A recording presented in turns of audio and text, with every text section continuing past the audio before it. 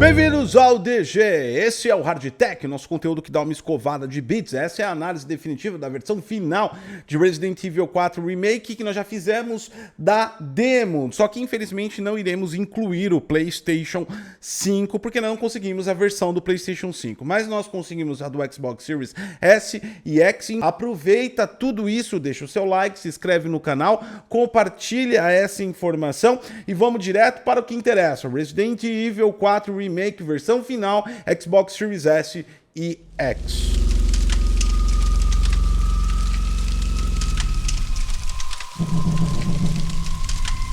Recordar é viver, e como nós fizemos as tech demos desses dois consoles, vamos trazer alguns parâmetros comparativos em relação à demo que foi ofertada pela Capcom, se houve muitas alterações ou melhorias relevantes ao que foi apresentado. Praticamente o primeiro level inteiro do jogo final é a demo, até você chegar lá no final, na igreja e tudo mais. Então nós conseguimos recapturar as mesmas capturas que nós fizemos anteriormente na demo, e você já pode dar uma olhada no que está acontecendo no Xbox Series S e X. Já é importante falar e mencionar que a qualidade de resolução dos dois consoles se permanece idêntica à nossa análise inicial. 4K através de Checkboard no Xbox Series X, 1440p também através de Checkboard no Xbox Series S. É importante mencionar que essas são as resoluções máximas no modo resolução. O modo resolução também tem o modo taxa de quadros,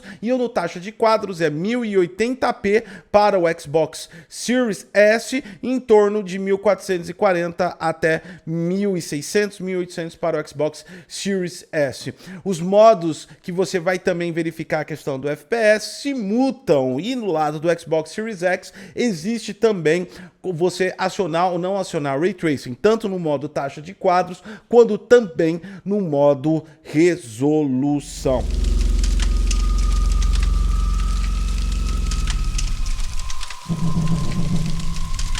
Olhando agora e verificando apenas o Xbox Series X no contexto de Ray Tracing, aqui houve um pequeno aprimoramento nas poças d'água que são exibidas. Foi incluído um pouco mais de translucidez. A translucidez evita que fique tão imersivo ou tão grande o reflexo quanto era na Tech Demo. E a gente notou sim que houve uma mudança na poça. No entanto, utilizando o AI da luz, como você pode verificar, nós vemos que não altera a cena em nada. Então, na versão da demo e na versão final, Ray Tracing é apenas o que é Ray Tracing hoje em dia, mais publicidade do que eficiência artística ou ambientação para o jogador, porque, como você pode verificar, não muda muita coisa, aliás, não muda quase nada se a gente for olhar os pontos de captura de AIDA em relação às porcentagens ofertadas. Olhando essa cena agora dentro aí desse lago,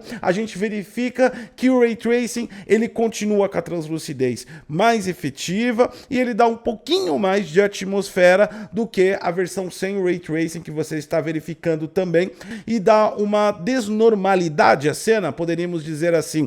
No entanto, eficientemente falando, e como um jogador jogaria o game, isso provavelmente não seria percebido. Então, sim, nós temos mais uma implementação epífia, mesmo no jogo final, sobre a tecnologia Ray Tracing, o que claramente não está fazendo nenhuma melhoria para o ambiente, e a gente ainda coloca em AIDA novamente, você verifica exatamente que os dados que são apontados em relação ao ambiente o que o Ray Tracing deveria fazer com a propagação da luz, com a difusão e com a reflexão nessa caverna, com esse lago, não é efetivo o suficiente para mudar absolutamente quase nada no ambiente. Apenas o aspecto visual da luz que bate sobre a água e um reflexo um pouco mais translúcido e preciso do lado de Ray Tracing, ou seja, realmente ineficiente. Olhando também essa região do lago e agora passando em AIDA Visão, nós verificamos que as taxas que a AIDA Visão consegue identificar sem o modo Ray Tracing são superiores. Isso porque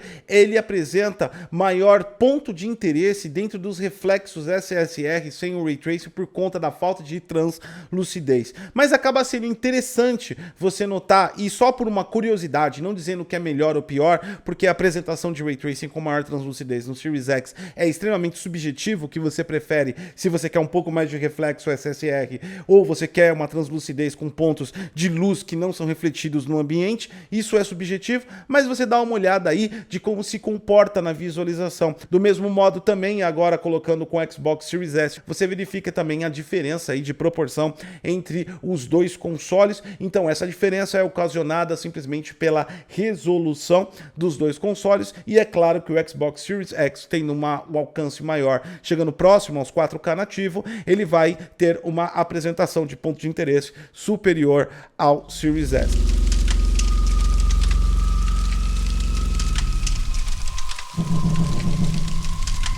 Agora, no ponto de FPS, é que se permanece na mesma equação no Xbox Series X. Exatamente. Quando nós ativamos a resolução no modo Ray Tracing, nós temos uma contagem de 46, 45, 47 FPS, o que se torna muito próximo ao modo resolução do Xbox Series S, que também trabalha com essas contagens próximos a 40 quadros por segundo. O Series S, agora, como você está vendo, também ele trabalha um pouco até a menos, transformando os modos resolução do Series S e o modo resolução com RT do Series X, algo um pouco improdutivo do ponto de vista de mecânica, movimentação, animação, a qual você tenha uma experiência superior. O que nós recomendamos para o Xbox Series X é que quem deseja ter a melhor resolução próximos aos 4K, mesmo com Checkbird, utilize no modo sem o RT estar ativado. Nessa contagem você chega muito próximo, como está vendo nessa cena do barco, a 60 quadros por segundo, e você consegue ter uma qualidade e fluidez de jogabilidade melhor. O Ray Tracing, além de não alterar em nada a ambientação, na imersividade do game, ainda prejudica na jogabilidade, colocando o FPS em check. Então, para o Xbox Series S, a gente dá a indicação para você que utilize no modo taxa de quadros a 1080, que você vai atingir solidamente 60 quadros por segundo. Assim também, se você preferir utilizar um modo taxa de quadros no Xbox Series S, os 60 quadros por segundo são sólidos, até mesmo em outras cenas de captura, como vocês estão vendo. Os dois consoles se colocam à disponibilidade de um excelente taxa de quadros para que você tenha a melhor performance no jogo. Claro, com uma perda visual aí que você está observando.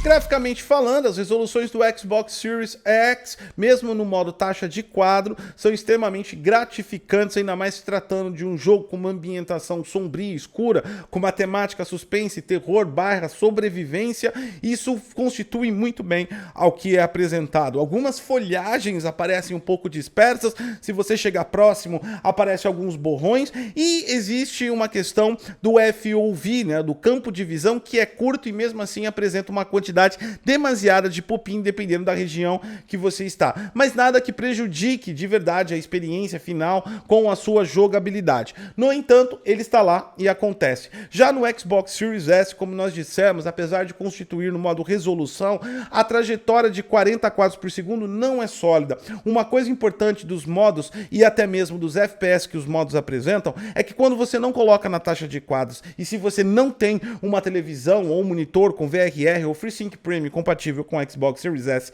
e X, você pode enfrentar aí distorção visual através da taxa de quadro variável. Isso mesmo, pode dar screen turning, você pode sentir o desconforto da queda do FPS, e tudo isso ocorre porque você não tem o VRR. Proprietários de televisores e monitores com VRR vão ter melhor experiência nessa variação de quadros, e é por isso que a gente indica de verdade para que você jogue o jogo, para quem tem televisores 60 Hz apenas, no modo taxa de quadros, porque ele fixa bem e você não vai ter esse desconforto visual, e a experiência, como o jogo tem uma temática escura, mesmo que há uma distorção de resolução, ela não é tão significativa ao ponto de ficar feio.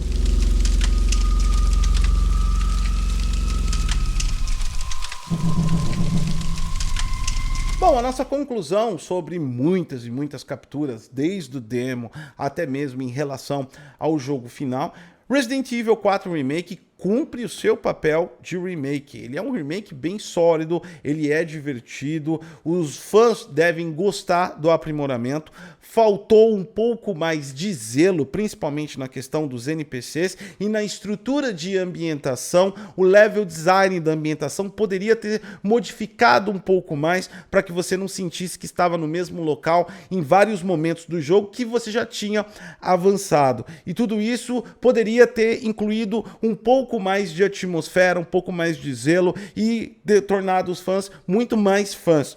No entanto, o que foi entregue também não é decepcionante em nenhum momento. A qualidade e também estabilidade de FPS do game, mesmo nos seus modos mais deficitários, que são resolução, apresentam bem. No ponto negativo do Ray Tracing, infelizmente, mas não se conclui exclusivamente a Resident Evil 4 Remake nem a Capcom, se apresenta como mais uma implementação deficitária, simplória e nada equivalente na ambientação do game para o player, ou melhorar absolutamente nada, a não ser uma grande publicidade sobre as vendas. No entanto, Resident Evil 4 Remake, como eu já disse, cumpre o seu papel gratificantemente. É um jogo que você simplesmente começa a jogar, e mesmo que você não tenha a lembrança ou nunca pegou no Resident Evil, com certeza você vai querer ir para frente. A história, o enredo, a aventura, o combate, a ambientação proporcionada te faz querer ir além. Fãs de Resident Evil provavelmente já tem, e se você estava com alguma dúvida, esse tá bem legal. No pix@eletronicgeek.com, se tornando membro ou até mesmo deixando o seu joinha. Eu sou Goticose e até a próxima.